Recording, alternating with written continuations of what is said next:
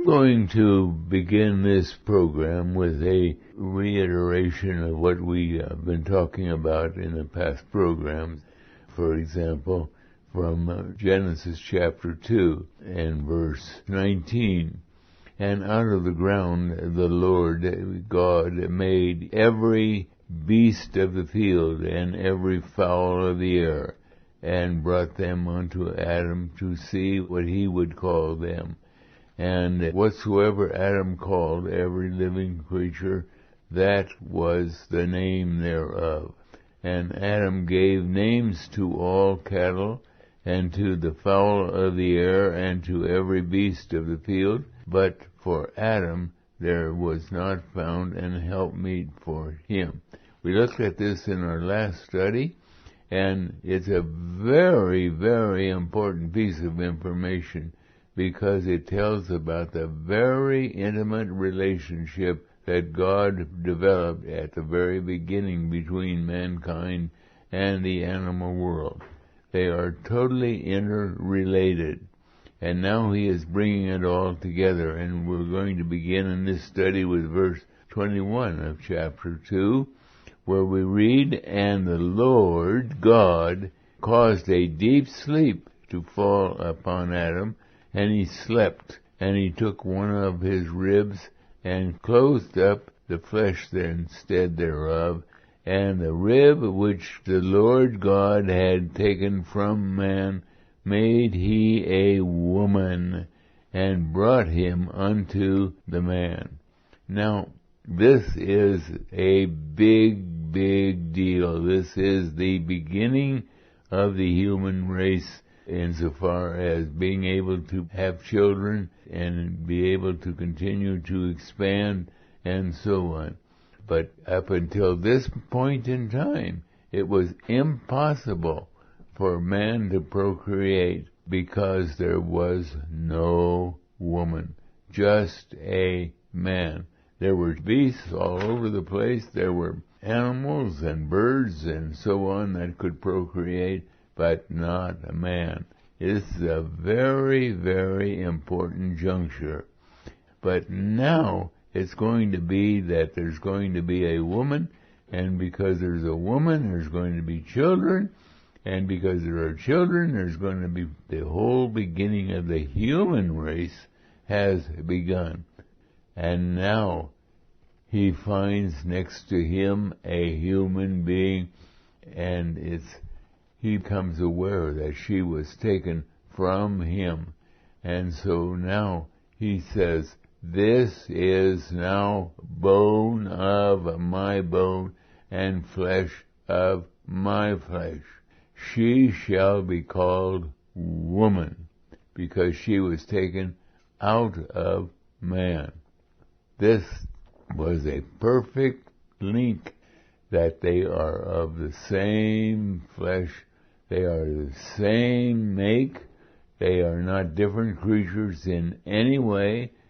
The fact is we're all of the same, but man is the one that was in charge. Man had been given his task.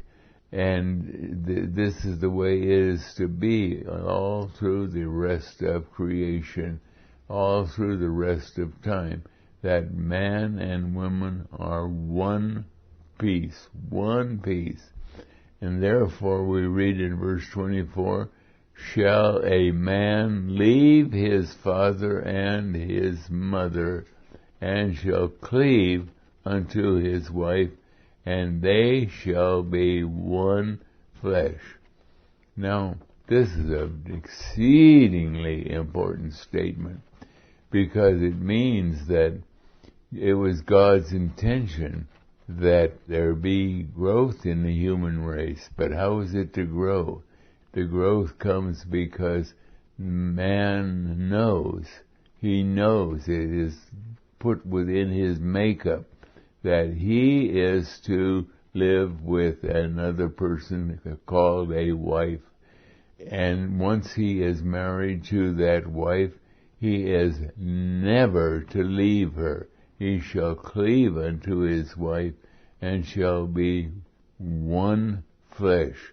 So that when two people become married, they are no longer to look at themselves as two people that one can go one way and one can go the other. That's one of the great sins of the world today, that men and women get married to each other and then make decisions later on that they can separate and do this and do that. That is not the way God designed it. This is God's design, that when a man married a woman or a woman married a man, the two are linked together as long as they live. There is nothing in the Bible that allows the idea of separation.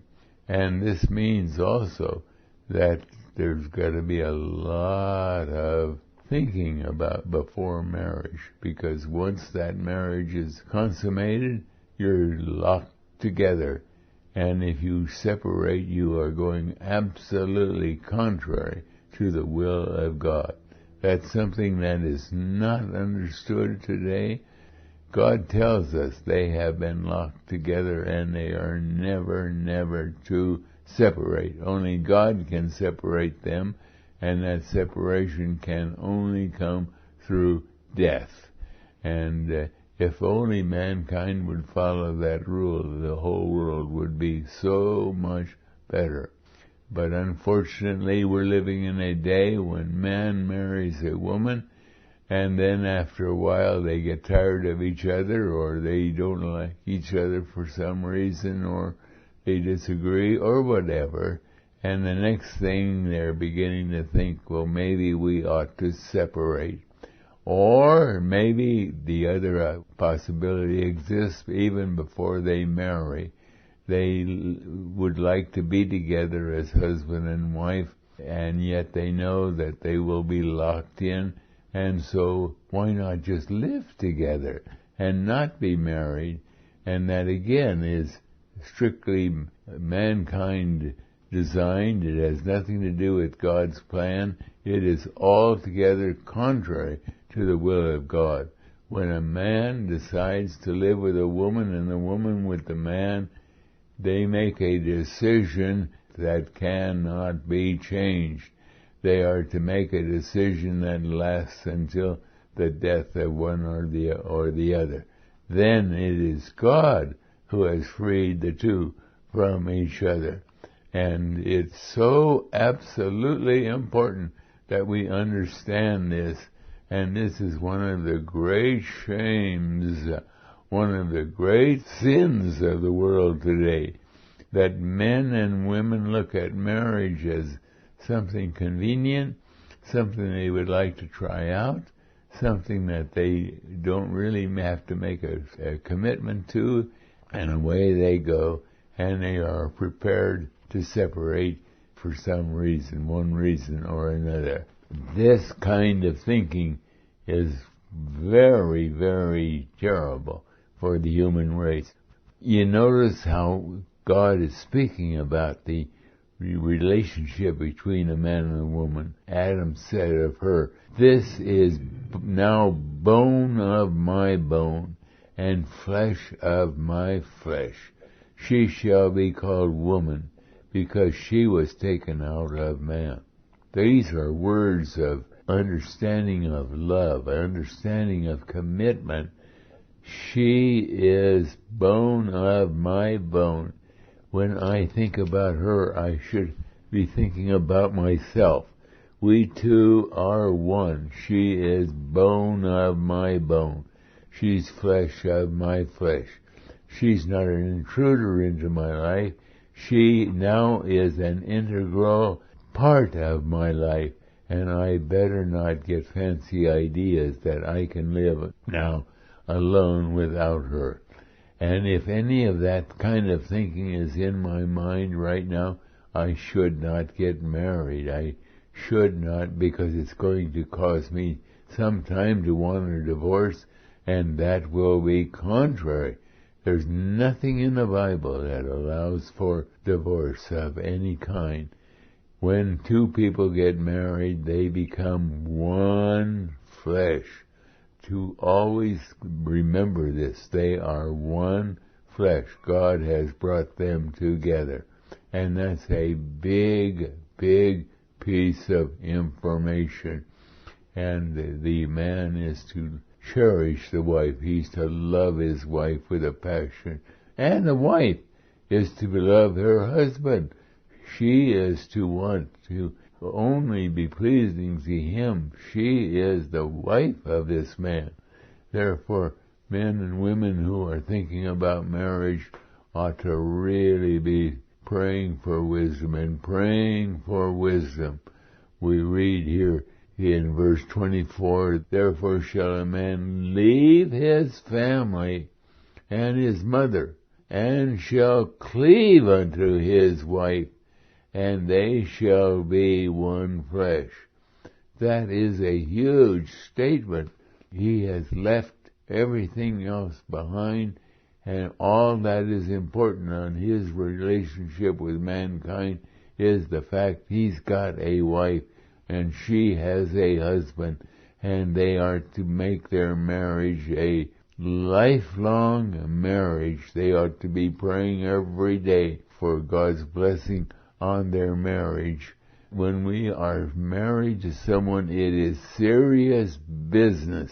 It's not something that we just play around with. Let's try this, let's try that. It's a commitment, an absolutely solid commitment. We're going to remain together through thick or thin. Whatever happens, we're not going to be entertaining the thought of breaking the marriage.